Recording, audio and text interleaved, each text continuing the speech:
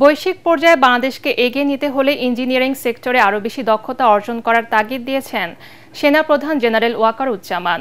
সকালে রাজধানীর military institute of science and technology বিশ্ববিদ্যালয়ে মেকানিক্যাল ইঞ্জিনিয়ারিং অ্যাপ্লাইড সায়েন্স বিষয়ক 3 দিন ব্যাপী এক আন্তর্জাতিক সম্মেলনের সমাপনী অনুষ্ঠানে তিনি কথা বলেন। ভালো ও মানবিক মানুষ ছাড়া দেশের উন্নয়ন সম্ভব নয়, তাই ভালো ইঞ্জিনিয়ার হওয়ার চেয়ে ভালো মানুষ হয়ে গড়ে ওঠার পরামর্শ দেন সেনাপ্রধান।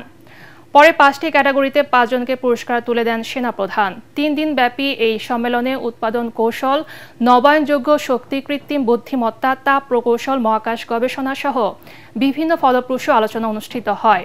সম্মেলনে যুক্তরাষ্ট্র, যুক্তরাজ্য, কানাডা, চীন, জাপান ও বাংলাদেশ সহ বিভিন্ন দেশের খ্যাতনামা গবেষক ও পেশাজীবী অংশগ্রহণ করেন।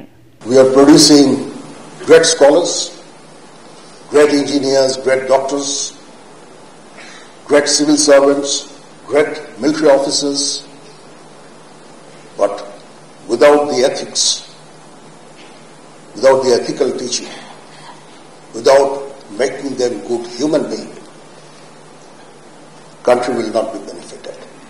That is why I always encourage you to be disciplined, to good human being, and of course, with your intellect, you will be great engineers, great citizen of this country.